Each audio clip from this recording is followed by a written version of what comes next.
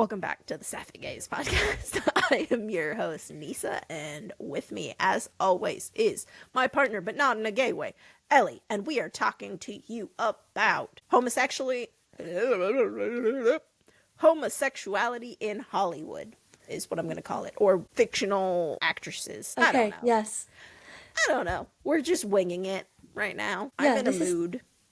This is the first episode we've ever filmed where Nisa has not given us a structure, and I feel lost as hell. I mean, where is my debrief? Where is my note list? You know what? I can't always be, structured. Sometimes I gotta let the chaotic ADHD consume me and just roll with it. Wow, okay. I want to call you selfish, but that sounds like I'm picking on your ADHD. Yeah, and we can't do that. That would get us canceled. Don't do that.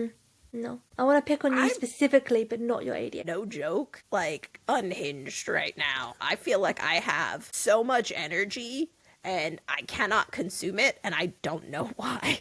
How many cans of Coke are on your desk currently? 0. My I had God. one small can today, and I ran out of my medicine last week, and I didn't pick it up until yesterday, so I was 5 days without my medicine. But I'm feeling good. I'm feeling good, feeling energetic. Woo, okay. Hollywood.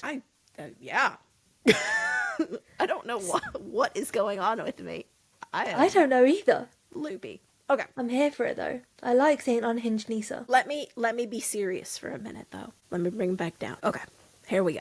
So no, I guess when I started thinking about this episode, obviously you kind of are in the industry. You went to film school, and something that I had noticed just kind of looking about film production and everything, because I kind of wanted to go to film school as a kid, but that didn't happen. I've always kind of been interested in that aspect of filming production and how, I hate to say things work behind the scenes, but the darker side of things working behind the scenes. So there is so much, especially now, that's coming to light about kind of those bad sides of production. And I guess I wanted to kind of take a look at some of the books out there on actresses and around that filming production, and kind of look at areas like the male gaze, because so many directors, so many production heads, studio heads are still men, and we're really finding now how predatory a lot of that can be.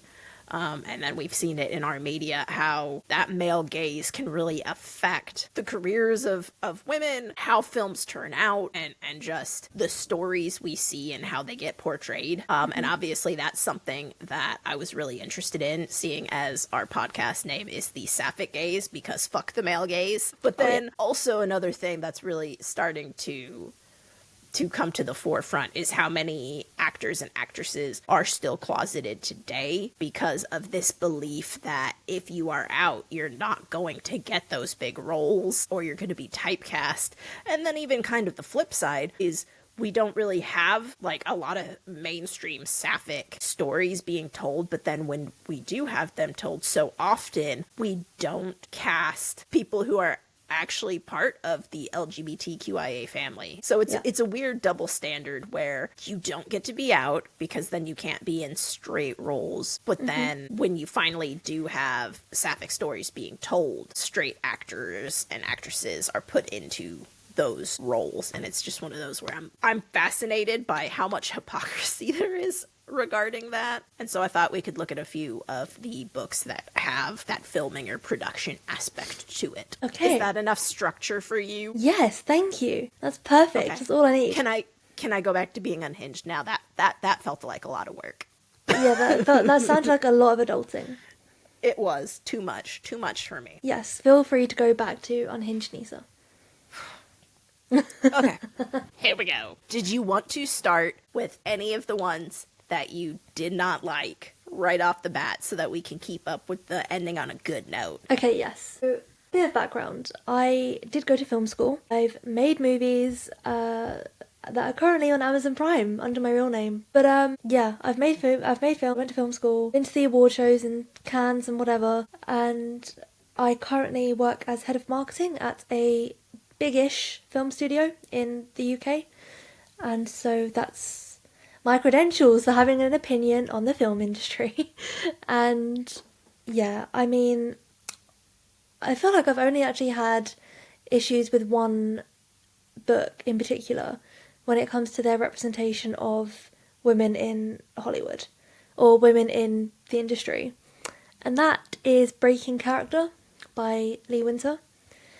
And I've said this on multiple episodes previously. I adore Lee Winter as an author, and I don't want to misgender them. Does Lee use she, her pronouns? I don't know if I've ever seen it confirmed, but I would hazard to guess if it hasn't been stated explicitly, probably. What is she, her pronouns? I believe so. Okay, I will use she, her pronouns, and if I'm incorrect, please correct me in the comments. Lee, I adore her as an author, and I adore 99% of her works. The episode we've just recorded previously, we were both gushing about Vengeance Planning for Amateurs, which is also a Lee book that we both love. My issue with Breaking Character comes from the exploitation I felt was used against Summer. And so for a bit of background, Summer is a young actress who has feelings for Elizabeth, who is an older and more seasoned actress in... Where is it filmed? Can you remember? I don't think it's not... Is it filmed in LA?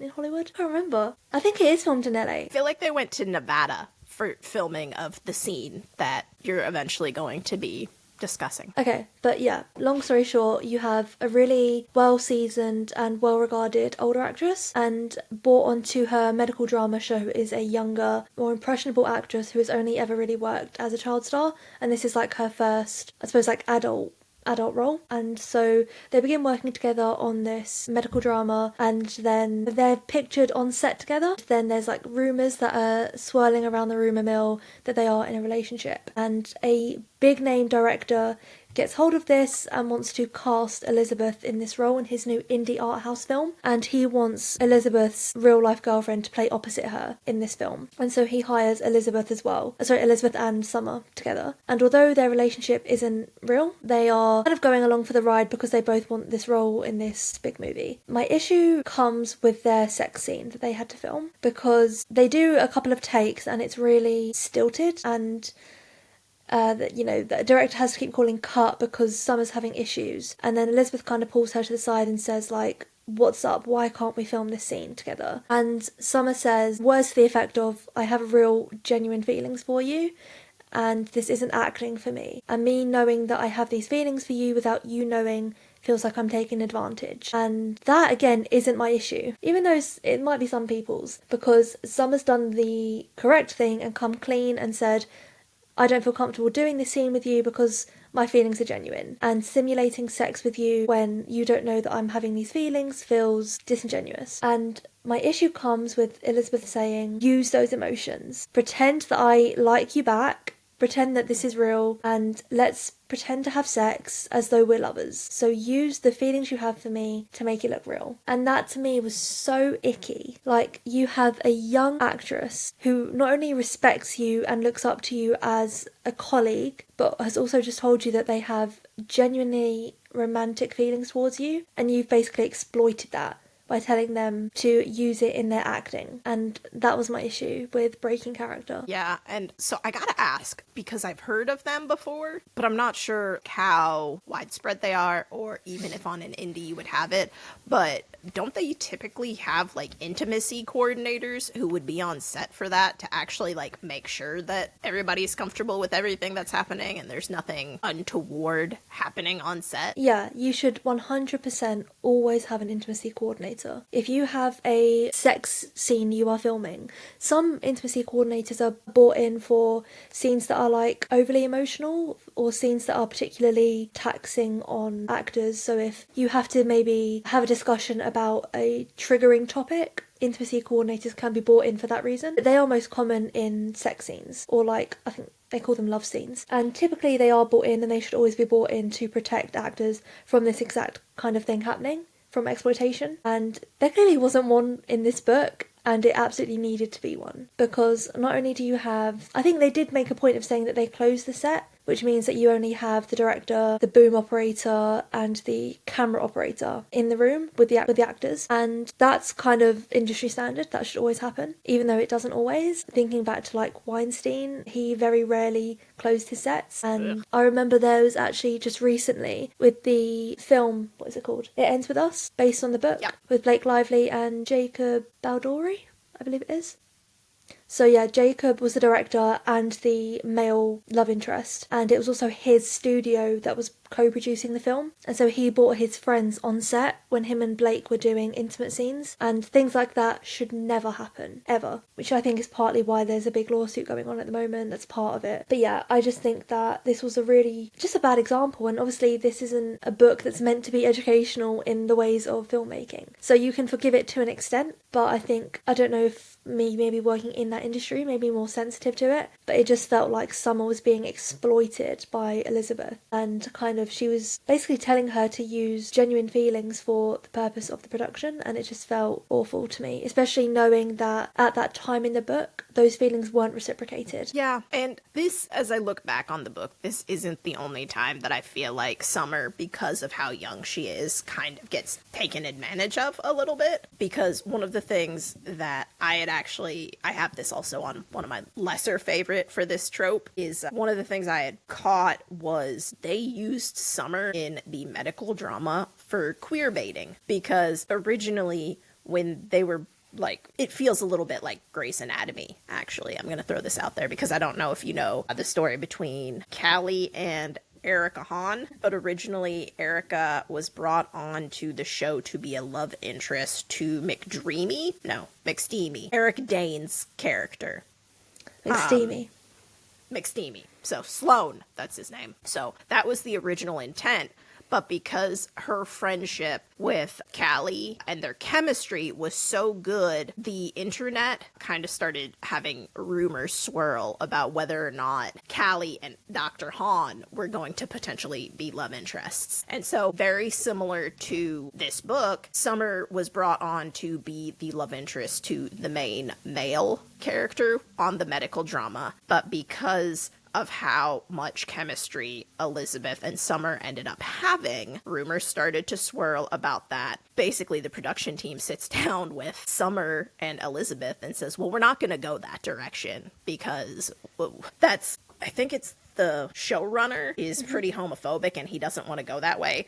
But because of how popular it is, he wants Summer to play it up. And Summer even brings up, well, isn't this queer baiting? I don't want to do that to the audience. And Elizabeth just tells her, just go with it. This is how Hollywood is. If you want to succeed, you're not a child anymore. Don't be naive. Just do it. And so it's one of those where you consistently see Summer be exploited in those ways and told, don't try and stand by morals here. Just do what's going to bring us success. Do what you need to do to be successful. And I really hate that for Summer throughout. The worst part is that that's a regular occurrence. So even when I was at film school, we had a guest lecturer who was a production designer or a costume designer, I can't particularly remember. And she sat us down in a lecture hall, and it was a mixed group of men and women students. And she told us, to the women in the room, honestly, pretty much verbatim, she said, I'm so sorry, you are going to be sexually assaulted at some point in this industry, or sexually harassed. And she said, you need to know that it's coming, you need to expect it, and you need to know how to handle it. And so we had a whole lecture from a female industry member telling us how to handle sexual assault or harassment in the film industry. I am horrified. Mm-hmm. That is me, a hand on my heart, not exaggerating, not glorifying it. She said to us, you can expect to encounter some sort of form of sexual harassment, and she said you need to know that it's coming and you need to know how to deal with it. It's bleak as fuck. Yeah. And we were second years at the time, so we were 19, maybe 18, 19. That bums me out a lot. A lot. Yeah. And I'm not gonna lie, the film industry is not great at the moment. It's truly not. But I mean, my dissertation was on, I did my dissertation on Weinstein and Polanski and their sexual misconduct, and how Polanski paved the way for the likes of Harvey Weinstein. And yeah, I mean, it's sad. It's a sad reality. And so I do think Lee was pretty, hit the nail on the head in that respect, of Elizabeth being this is Hollywood, you just have to suck it up. Because it's the truth. But personally, she didn't have to say it in quite that way. She could have pulled Summer aside and said, look, this is your first big gig. You need to kind of listen to the showrunners and work with me instead of, calling them out at the meetings. But yeah it sucks. I'm not gonna lie. The film industry is hard. And, I'm one of many that has experienced it. Most of my friends in the industry have had similar experiences, and it's rough. I hate that for you and Thank all you. women in the industry. That's a bummer. Mm-hmm. And that's why we talked about that first. So we can move on to lighter topics. Except I don't think it's going to be all sunshine and daisies, because I'm sure there are going to be aspects of the other ones too that are going to circle back to the, unfortunately, this is how the industry is. Wow, this is a shockingly dark episode. What the fuck? Yeah, I feel like we do have a few of them sprinkled in throughout the season. Yeah, okay. We're just being realists. There are dark topics. Jumping off of that one, though, because that bummed me right the fuck out. Do you have any that you liked? Maybe we should go to one of mine, because it is going to end up dark again, and we'll try and splice out the darkness. Okay, go ahead. Okay, I have The Unfinished Line by Jen Lyon, and I think this is probably the first time I've brought it up in, like, an actual episode, rather than just saying it's one of my favorites, like actually discussing it. I'm intrigued to hear how you think this is a lighter topic. It's not. That's why I said we're going to start with this one and then we'll jump to a different one. Try and get the bad one out of the way first. Okay, so it's not, for anybody who's not familiar with it, it is not a light, fluffy book. It has a ton of dark topics. So there are a ton of content warnings that I would recommend, if anybody wants to read this, that they pay close attention to it. But we have Cam and Dylan, who meet on a dark island highway. Dylan is a triathlete, and Cam is an actress who just got her first big role. Like, this is the role that's gonna make her, but right now she's still pretty much unknown. And so when Dylan and Cam meet, that's kind of the thing, is Dylan is much more famous than Cam, but by the end, obviously, that flips, since this is such a big role. But we do get a big look into Hollywood and Hollywood sets and the creation of movies that are based on books. And so Cam, being the main character in, I would almost call it like Twilight-esque, because it's like it's the love triangle situation where it's the one woman, the two men, and they're both vying for her affection kind of thing. But it's like this huge worldwide phenomenon where everybody knows it, everybody's anticipating it, and she's like this relatively unknown actress who got this role. And so I think this one shows a lot of those darker sides of Hollywood. So a few of the things that like I had pegged it for is so Cam, despite the fact that she was in a relationship with Dylan, had to continue to quote-unquote date her ex in public to try and ensure that her image was saved and that nobody assumed that she was with a woman, because as her and Dylan start progressing their relationship, they start to be filmed together, and because Dylan does have some level of stardom herself, the paparazzi obviously start letting that rumor kind of swirl around, and so she is advised to get herself a beard and make sure that they are seen out and about a lot. So she was really forced into the closet. But then on top of that, we come to find that there is an actor close to her that is also closeted. And so he is the older one who advises her to get the beard to make sure that nobody knows, because like he basically says it can ruin your career and you're just starting your career. You don't want this to be the thing right now.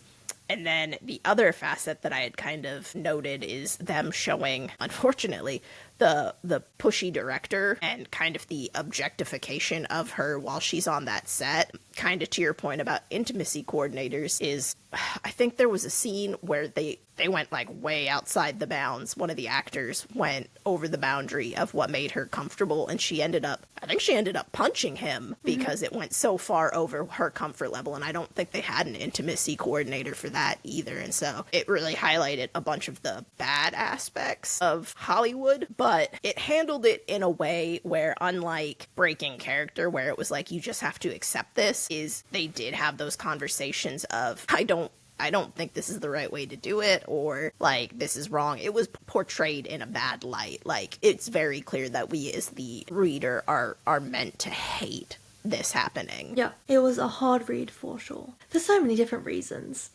Yeah. It's not a happy book. but it's a good book. Yeah. Don't fucking make that face. I know what you're thinking. Stop. Okay. Every time I bring up this book, I swear to God, we're going to film the head-to-head episode. And every time I'm telling myself that we're going to do it, I start breaking down because I remember the book. Yeah. I mean, I feel like I have yet to actually come across a Sapphic book in particular that handles the idea of celebrity well. Or Oh, wow, actresses. Really? Yeah, I'm trying to think of one off the top of my head. I can't actually think of one that handles the idea of, like, actresses. I was going to ask you about Purposefully Accidental, but then I remembered you didn't finish it, and then I couldn't bring that up. I mean, go for it. I know you've told me a lot about it, about all the things I've missed out on. Well, okay, so I mean, with it, Ren is the actress, and she's like kind of a big deal. But one of the things that I thought it kind of portrayed well was the not darker side of celebrity, but the shittier side of celebrity.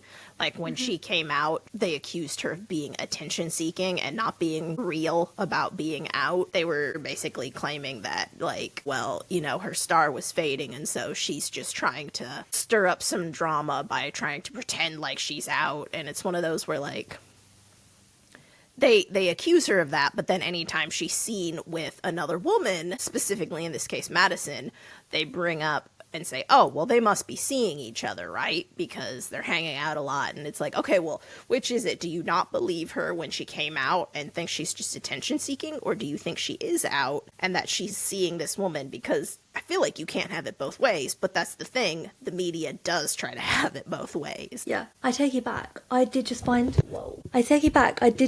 one that I think was a good representation. Okay. Modern English by Rachel Spangler. Yes! Yes! Is that on your list? It's not. I remembered it as we were gearing up to film, and so I was hoping it was on your list. Yeah.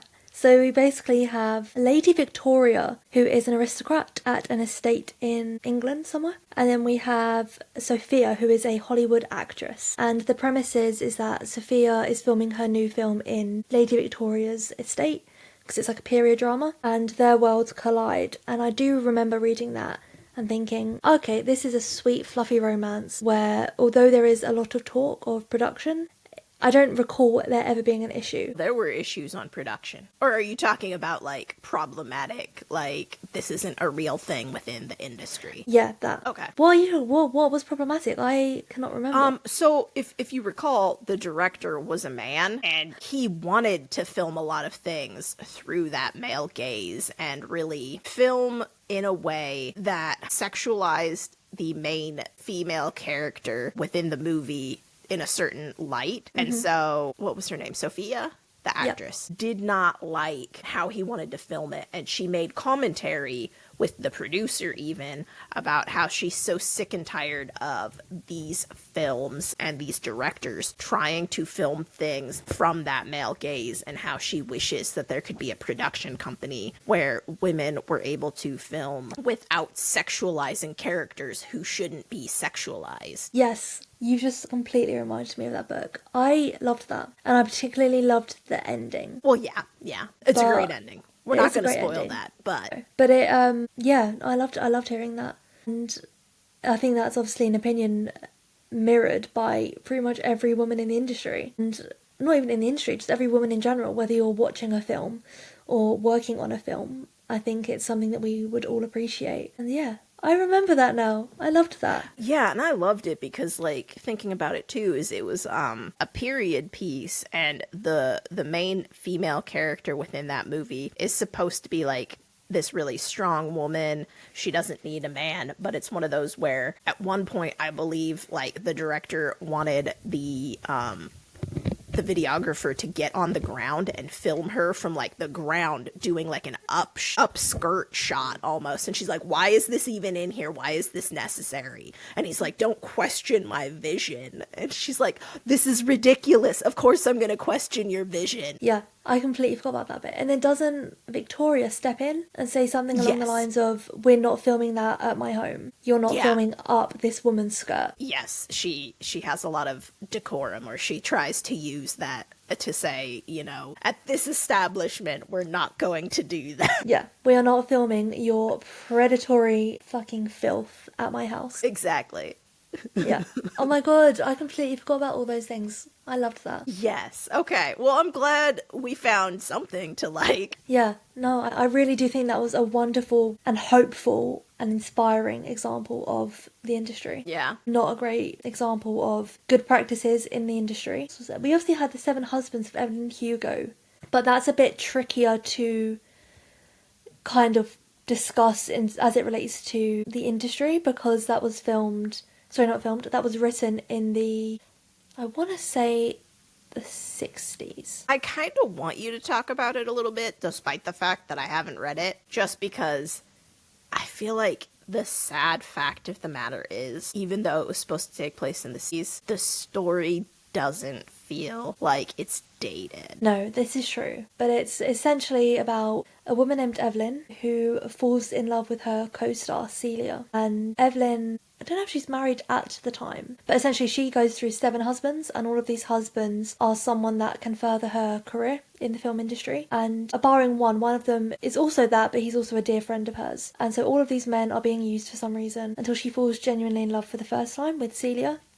But she refuses to come out of the closet because she isn't ready for that to derail her career, which it would have done at the time, because not only is Evelyn a woman who likes other women, but she's also a Cuban woman, and so obviously she had multiple factors that could have potentially been working against her in landing a leading lady role. And so I can completely understand why she didn't want to come out. But the sad fact is that she didn't, and by the time she did, she had lost so much time with Celia. And it's a heartbreaking read. But again, this was like prior to Me Too, prior to Harvey Weinstein and all these kinds of now thankfully publicised and spoken about openly topics. And I just think that for all the shit that goes on in today's society, where we have framework in place like intimacy coordinators and the Me Too movement, can you imagine how diabolical it must have been back in those days? Yeah. I shudder to think. But the thing that I think is crazy is, 60 years later now from when that was supposed to take place? We still kind of deal with that inability to come out and still be considered, like, a star. Name me one actress who is completely out, who is still, like, being put in, like, major motion pictures, like box office, you're the leading lady. Sarah Paulson. She hasn't really been the leading lady that much, though, in, like, a blockbuster movie. I'd say she's still definitely A-list. Or Holland Taylor. But she didn't come out until later in life, and so she's not really featured for a whole other reason of she's now much, much older. So she's basically dead in Hollywood. I want to say Elliot Page, but I don't know if he's had a leading role since his transition. I don't think so. I know he's still on the Umbrella Academy, but that's obviously wrapping, and that's a TV series. And it's an ensemble cast. Yeah. I mean, but I'm thinking, like, prior to Elliot's transition, it was working in, like, Juno, My Days of Mercy. What was the other big one? I mean, X-Men. Yeah, all of again, these... ensemble, but huge, huge blockbuster movie still. Mm-hmm. Yeah, damn. I'm trying to think of just one out and proud character. Because even, like, Ellen DeGeneres, since she came out, she's always been, like, playing the best friend or second fiddle and not really in a big-ass movie since, man, it's been fucking years. I'm trying to think of the last big-ass movie she was in. You could argue Ed TV, but, I mean, that was still playing second fiddle to, like, 3 other people. Yeah. I'm gonna Google it. Okay. Oh my god, this is depressing. And that's why I wanted you to bring up Evelyn Hugo. Because you say, well, in the 60s, she had all the reason not to come out because she couldn't be a leading lady. Well, it's 2025, and... I mean, it's coming up here with, like, Jodie Foster. That's true. But... Although Jodie's moved more over into directing now, hasn't she? Yes. I don't think she came out officially, even though there were rumors that swirled for fucking decades. I don't think she came out until... I've got one for you. Who? Kate McKinnon. Hey, there you go. That's true. Kate McKinnon. She had a huge role in Barbie, and that was a major. Yep. And she was in the female Ghostbusters, even though that was, like, panned critically and didn't do really well. It was still technically supposed to be a box office movie.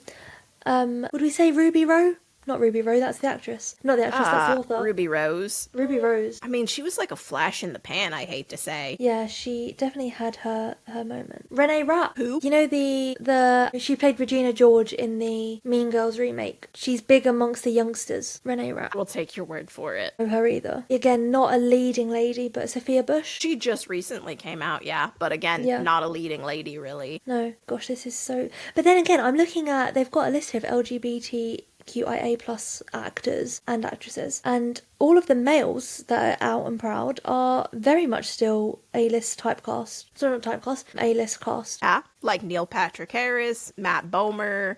Rupert Everett, Andrew Scott. Wow. That's where I'm saying is being out as a woman isn't quote unquote profitable. And why? Because we count on the ability to make our leading ladies, I hate to say, sexual objects, but that's kind of how Hollywood portrays it. They treat women only with as much as like sex appeal as they can bring. And if there is an out woman who they want to cast as a leading lady, they can't sexualize her as much because dudes will be like, well, she doesn't want to fuck me, so why would I care? Yeah. And I mean, I can think of an example of that, but it's on the flip side of the coin. Do you know the actor Wentworth Miller? Yes, he is amazing. Yes, he is. And he didn't come out until later in life because he had that obviously breakout role on Prison Break. And his love interest on that show was a woman called Sarah, and he did a whole interview where he said, I could not come out. I would have been fired from the series. I never would have been cast as a straight man again. Wentworth did an interview and he said, yeah, I couldn't come out at the time because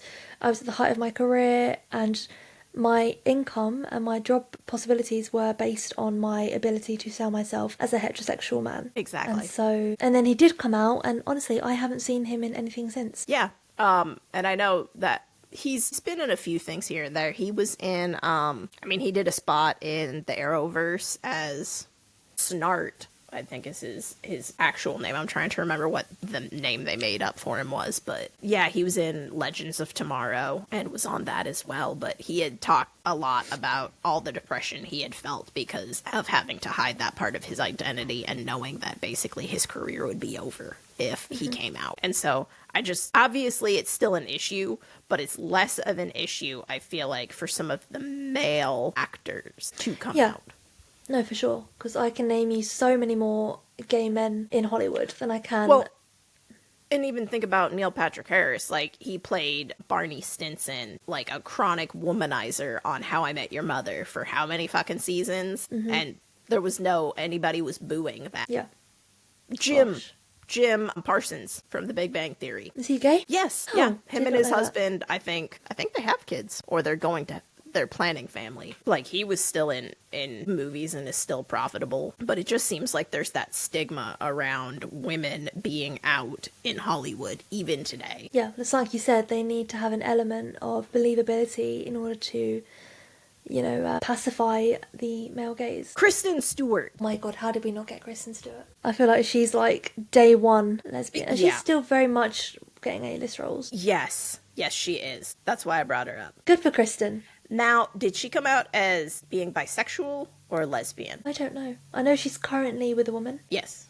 But she has previously also been with men. I don't know. Chloe Grace Moretz. Who? You would She know came her. out? She's engaged to a I think woman. I know who you're talking.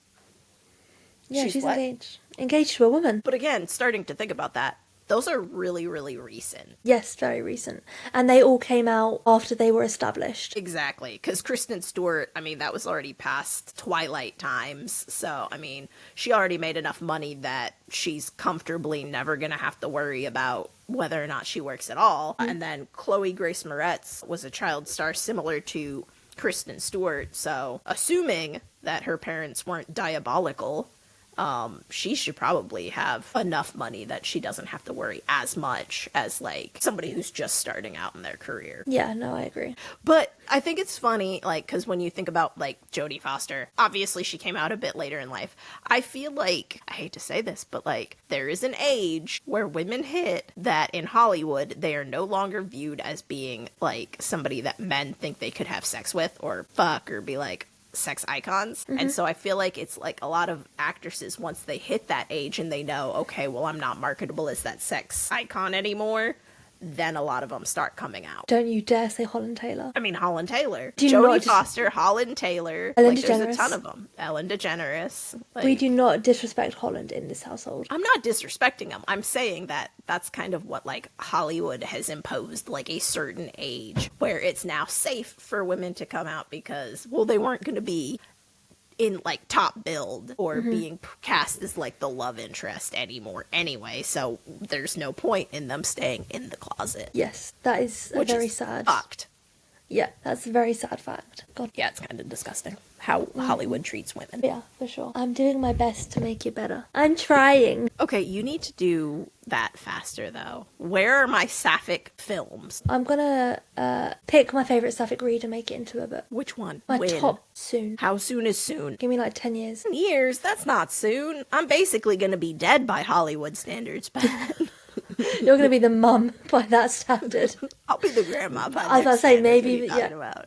I'm about to say maybe even the grandma. I will be 47. I'll basically be in a coffin. I do want to digress for a moment to say, seriously, though, where are our Sapphic films? Because even in these books that were written by Sapphics, none of them were portraying Sapphic characters except for Breaking Character, and it was a small indie. Like, we are writing the story. We could have had, like, the big Hollywood release of, like, this huge Sapphic film, and we didn't even fictionally write about it. Like, how bleak is that even in fictional worlds that we're creating, we don't even believe it exists. Oh, though that is depressing as hell.